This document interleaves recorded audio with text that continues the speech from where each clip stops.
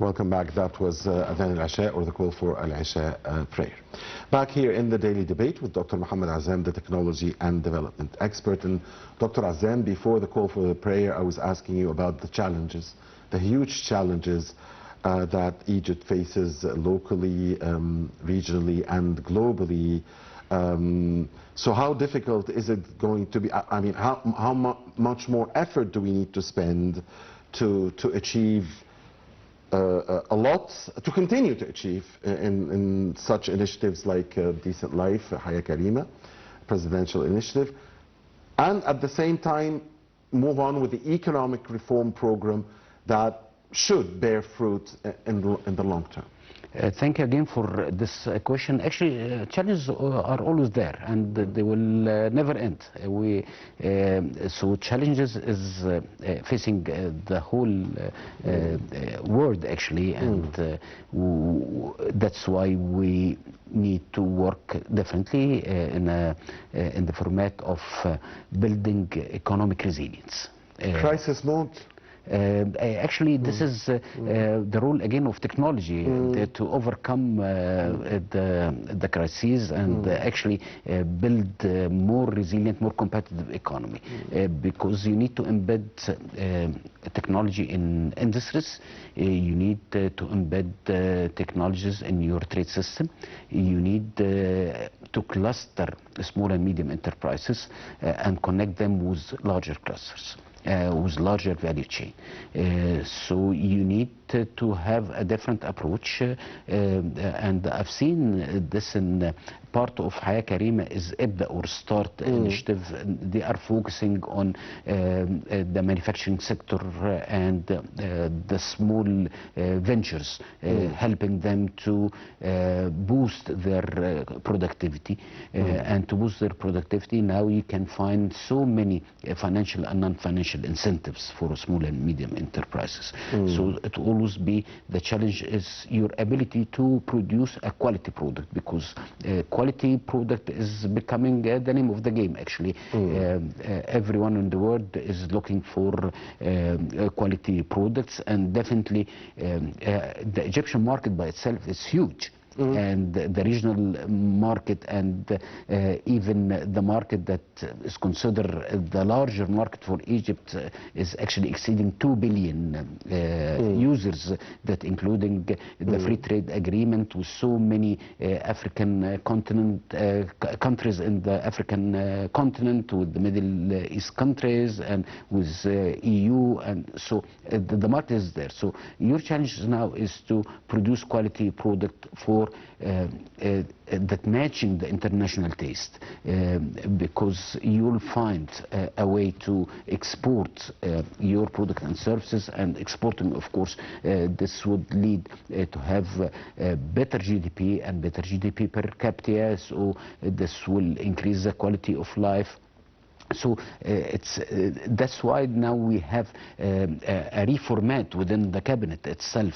And there is a group for economic development, there's a group for human capital development, there's a group for industrial development, and they are three groups are totally connected together for having a different approach, having a different business model, because you need to be agile as much as you can, because agility is the foundation of resilience, and the resilience is the foundation of being competitive, and this is the ultimate goal, of course, of Egypt as a country. Absolutely. Dr. Azzam, dear viewers, allow us to watch another report, and it talks here about the second phase of the Decent Life initiative, which begins this July. Of course, it's a multi-year program, the Decent Life or Haya Karima presidential initiative. First phases has been successfully achieved. Now we're in the second phase. I believe there's a third phase as well, again with the goal of serving all citizens and give a decent life to all citizens, social inclusion and social equality. Let's watch the report and come back to our discussion. A report released by the government to showcase the achievements between 2018 and 2024, including an announcement about launching the second phase of Decent Life initiative in July, which will be implemented with funds worth £450 billion and completed in 3 years. Decent Life Initiative issued a statement indicating that the second phase, starting in July, will include 1,667 villages distributed upon 20 governorates and dwelled by 21.3 citizens. Decent Life Initiative is planned to take place in 4,500 villages dispersed among 20 governorates. It was launched in 2019 and is being executed over 3 phases. The first phase targets villages where poverty rates exceed 70%. The second is for villages where the range is between 70% and 50%. And the third will tackle villages where the percentage is below 50%. Equally, there were initiatives tailored to enhance the quality of life of residents, such as operating several medical convoys and holding awareness lectures and social dialogue sessions for the residents of the targeted villages. With regard to the education, hundreds new schools were built and others were renovated. Further, the illiteracy of around 75,000 adults has been eliminated. To reduce unemployment, the residents of targeted villages were hired at plants manufacturing interlock tiles, others processing palm products, and milk collection and processing centers.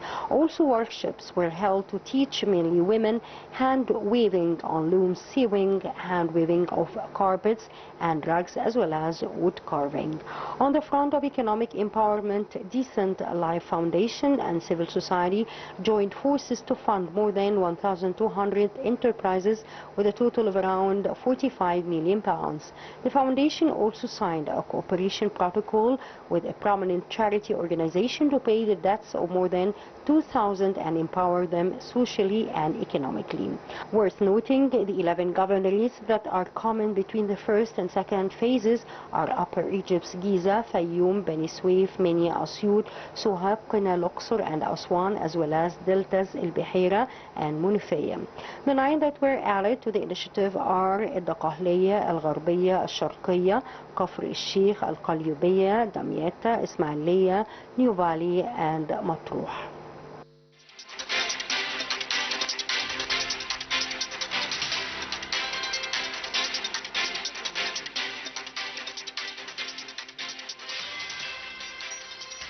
Welcome back. Thank you again, Abir and Rasha, for this report. And we're still with Dr. Mohamed Azzam, the technology and development expert. Dr. Azzam, the United Nations Resident Coordinator, UNHCR in Egypt, has praised the success of the Decent Life initiative. In addition to the Decent Life Haya Karim presidential initiative, in your opinion, what other specific initiatives have strengthened Egypt's regional and international leadership and really aided citizens? Actually, this is one of the great initiatives is health, the health initiative. And the universal health insurance concept that has been introduced as a pilot project in 4 governorates, I would say. Now you are introducing a new concept of quality healthcare services to citizens and availing such the almost free of charge. And of course, this health initiative is complementing, is part actually of the huge initiative or the most comprehensive initiative Haya Karima, as well as other initiatives for empowering small and medium enterprises. And we've seen this as well throughout your report, because to have a real decent life, you need to work on the pillar of health, and you need to work on the pillar of economic empowerment. You need to work on the pillar of social inclusion, and you're integrating all things together. That's why the second phase of Haya Karima is actually the continuation of the first phase, and there will be a third phase to cover all rural areas and underprivileged areas in Egypt. So you are increasing the quality of life, you are giving the people the means and the instrument to have decent jobs and to create small ventures. You are connecting the small ventures together, you are clustering them, you are connecting to the larger supply chain, you are building manufacturing facilities, you are availing so many other opportunities to make everyone as entrepreneur actually, and helping such great people to have quality products or quality services and connecting them to the larger value chain to be able to sell their product and services. This will generate income, and of course this will improve the quality of life, and you are all the time equipping them with the required skills, either how to run your small venture, how to manage your financial loans, how you manage your assets, how you manage your supply chain, your vendors, your clients, how to market your products and services online, because it's very important to have the ability to get to a larger reach of individuals or customers outside your small area or small village or your governance. So that's why it's very important to help them to understand the notion of digital marketing, the e-commerce platforms. You are now having a sort of financial inclusion for such small ventures, and the people working there, you are equipping them with mobile payment instruments, you are equipping them with debit cards, you are opening bank accounts.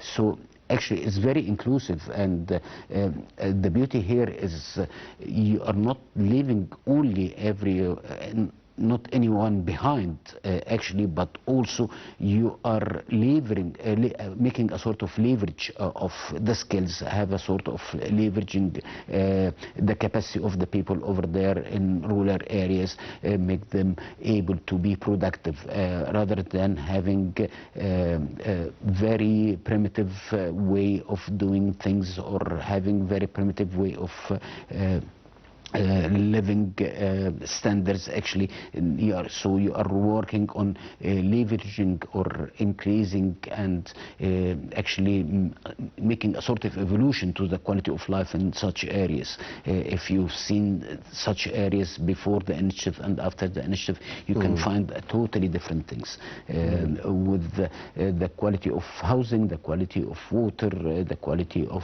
sanitation, the quality of living at large, the quality of education there, the quality of the institutions that giving them the technical support with for their small businesses or small projects.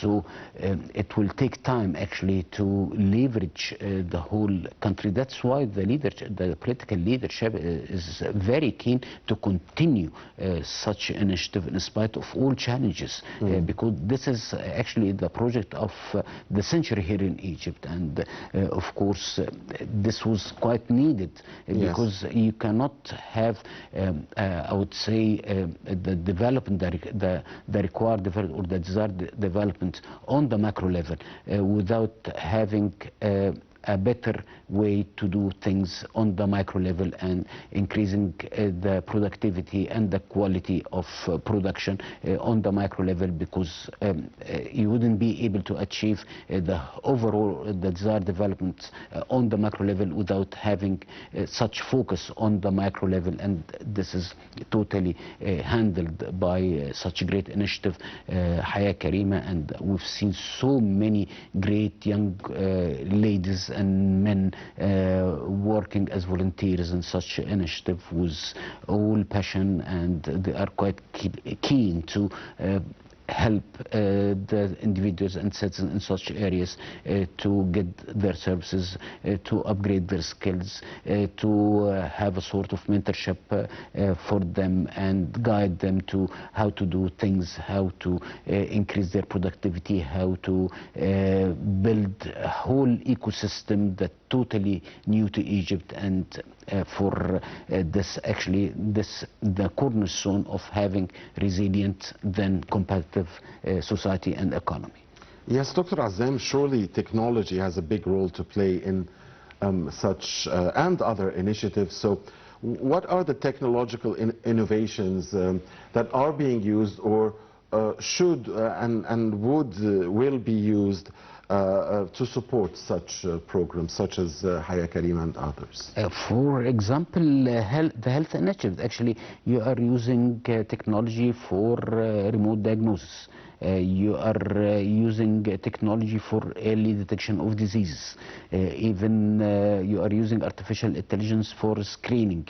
You are analyzing the data gathered from such initiatives, so you'll have a complete map of the health conditions in Egypt. So with such data you would be able to have a better forecast, you would be able to have better planning for having so many services, that including the social solidarity services, that including the healthcare services, that including the financial aid for less privileged people. You having a better planning for your utilities, for your infrastructure.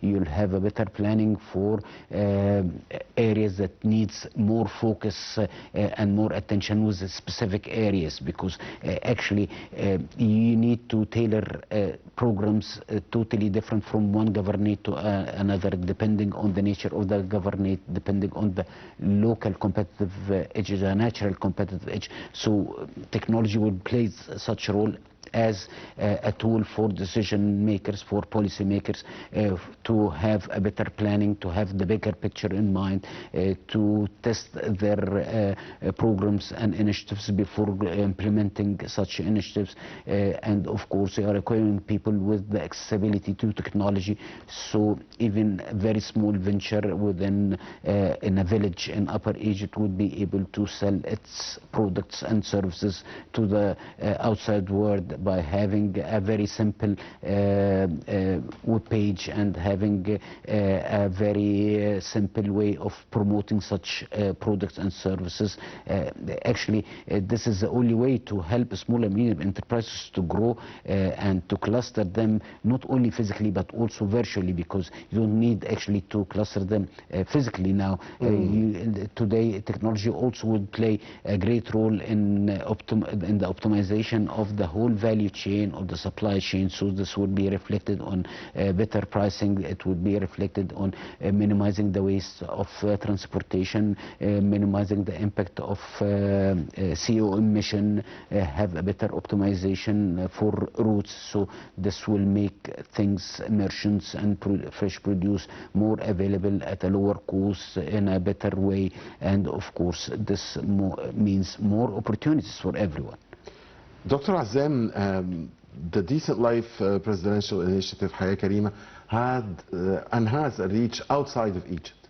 It's not just for Egypt, but it's we saw what happened with the issue of the just Palestinian cause, and that initiative that came from a human being to a human being. We saw how Haya Karima of Decent Life called for gathering a lot of aid from Egyptian citizens to their brothers in occupied Palestine. Talk to us about that dimension, the fact that this initiative, has a reach outside of the country for the just and noble causes to serve our brothers and sisters wherever they are and whenever they need.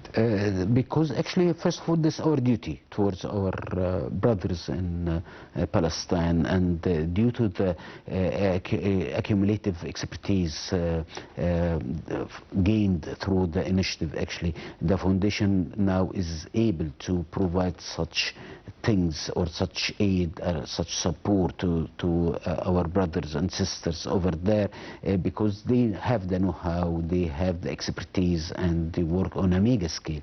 So again, they're becoming very agile and very resilient and very responsive to such crisis in Gaza.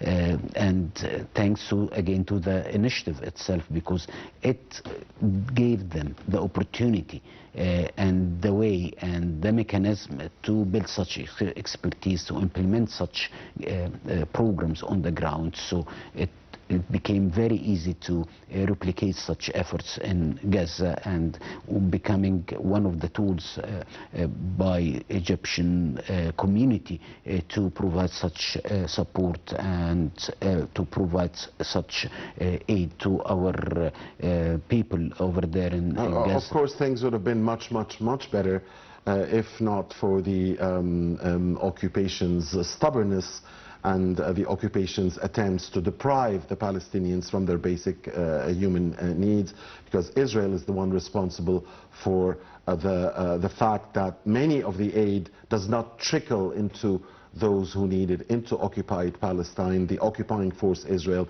is the responsible one, and Egypt is trying its best, and along with other powers, to try and reach an immediate ceasefire, halt to the bloodshed, an exchange of hostages, and the delivery of much needed aid that Haya Karima really was a pioneer in calling for and in amassing a lot of aid. But much of this aid did not go in because of the occupying force and the fact that Israel is violating international law.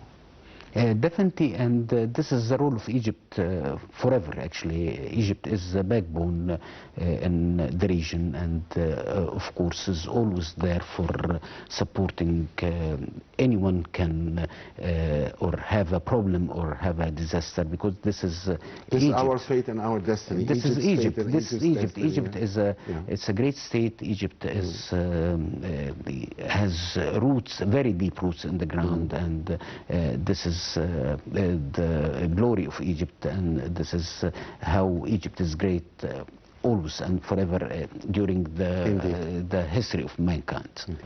Thank you very much, our dear guest, Dr. Mohamed Azzam, the technology and development expert. Always a great pleasure to have you with us, sir. Thank you. Thank you so much. Always my pleasure and honor being with you. Thank you so much. Thank you, Dr. Azzam, and thank you, dear viewers, for watching the Daily Debate. Goodbye.